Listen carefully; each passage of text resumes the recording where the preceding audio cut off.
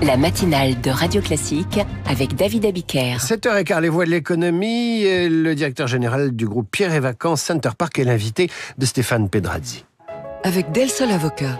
Del Sol Avocat, donnez toutes les chances à votre entreprise. Bonjour Franck Gervais. Bonjour. Bienvenue sur Radio Classique. La saison touristique a très bien débuté pour les stations de sport d'hiver, avec des niveaux de fréquentation comparables à ceux qui avaient été enregistrés lors de la réouverture en sortie de crise sanitaire. Est-ce que c'est vrai également pour vous ?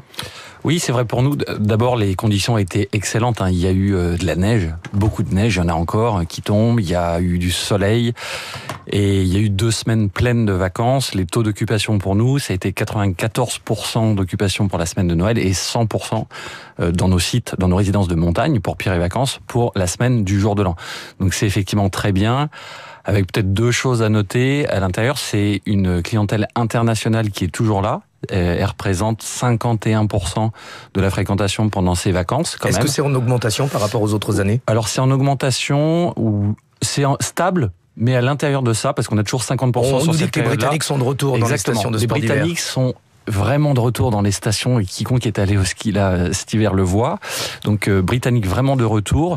Et puis l'autre point à noter, c'est que notre offre dans nos résidences premium, c'est un quart de notre offre au ski, part plus tôt et a des taux d'occupation meilleurs. Donc les tarifs qui ont nettement augmenté dans les stations de sport d'hiver reflètent en fait cette montée en gamme de l'hébergement, notamment dans les stations de ski ? Oui, clairement, quand l'offre est meilleure, la satisfaction des gens est meilleure, même si le prix est plus élevé, mais oui, on voit globalement cette augmentation.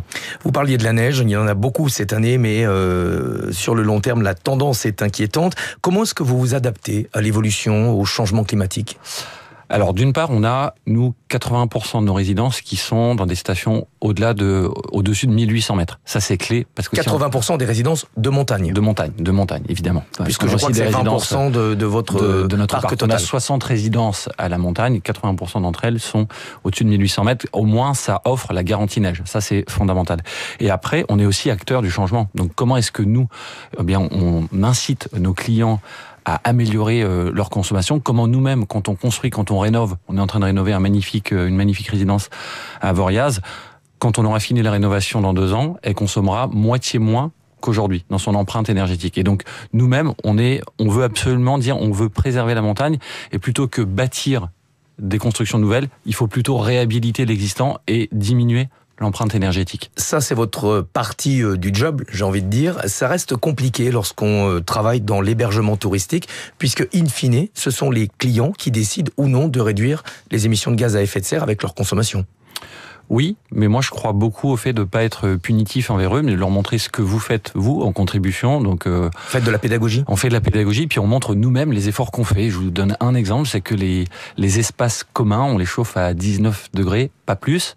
On explique pourquoi. Et quand vous quittez votre appartement au ski, eh bien, on baisse la température dans votre appartement parce que chauffer toute la journée, c'est quelque chose de pas très utile pour la planète. Et pourtant, je pense qu'on l'a tous fait, donc voilà, les gens comprennent complètement. La montagne représente environ 20% de votre chiffre d'affaires. Comment se porte le reste de l'activité ? Alors, on a communiqué nos résultats 2024 il y a un mois. Alors, je sais qu'il y a un mois, l'année 24 n'était pas finie, mais on clôt l'exercice au 30 septembre. C'était un très bon exercice. 1,9 milliard de chiffre d'affaires. C'est 4% de plus que l'an passé. Et surtout, on a eu une marge brute, une marge d'EBITDA de 175 millions. Pour vous donner un repère, c'est plus que 2 fois ce que le groupe faisait en 2019, avant la crise. Donc, 4e année de hausse successive de nos résultats. Et puis, pour la première fois depuis 13 ans, on a pu dégager un résultat net positif, donc en bas de page. Et c'est ça qui est clé, qui montre la pleine transformation du groupe Pierre et Vacances Center Parcs. Alors justement, on va en parler, le redressement du groupe, c'était votre grand chantier, vous y êtes parvenu avec toute une équipe derrière vous. Comment se porte le groupe aujourd'hui ? Où est-ce que vous en êtes de votre plan stratégique ? On a un plan qui s'appelle Réinvention. Parce qu'on a cette ambition de réinventer le tourisme pour que le tourisme soit plus local, soit plus authentique. C'est ça le tourisme, c'est se faire plaisir, mais pas faire n'importe quoi. Rencontrer, passer des moments avec ceux qui sont proches, découvrir des lieux remarquables. Et donc nous, on a travaillé sur l'amélioration de notre offre. L'offre, c'est le produit. On a 95% de nos center parks. On a 29 center parks en Europe qui sont neufs ou rénovés.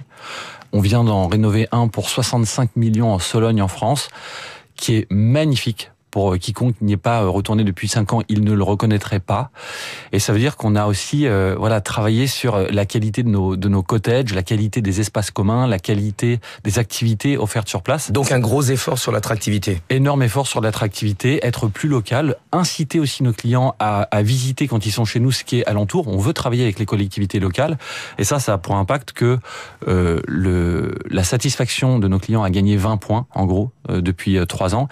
C'est considérable. C'est considérable et donc ils reviennent de plus en plus et puis des gens qui ne venaient pas dans nos offres Pierre et Vacances, Center Parcs, Maeva, Adagio, maintenant viennent et une fois qu'ils ont testé, ils reviennent en disant mais en fait c'est quand même très très sympa, donc j'ai envie d'y revenir. Quelles sont les prochaines étapes du plan stratégique qui s'étale jusqu'en 2028 ?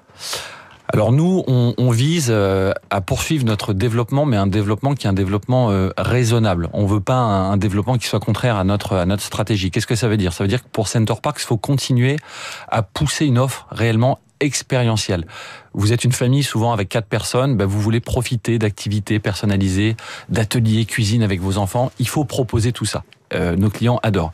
Pour Pierre et Vacances, mais on va aussi poursuivre le développement. On va ouvrir pour Center Parcs un 5e pays, pour la première fois un parc au Danemark en juin prochain. C'est nouveau pour nous, on en est ravis. Ce développement, on va le pousser très fort côté Pierre et Vacances, donc à la montagne, en reprise de résidences existantes, mais aussi sur le littoral. Et il y a plein de zones. Nous, on veut plutôt ouvrir des zones où il n'y a pas usuellement beaucoup de touristes. On veut créer du développement économique, de l'intérêt des gens sur des zones qui étaient moins connues. Donc l'intérêt n'est pas d'ajouter du surtourisme à une situation Surtout déjà pas. de saturation dans certaines zones. C'est pas là qu'on se positionne, on veut pas se positionner là.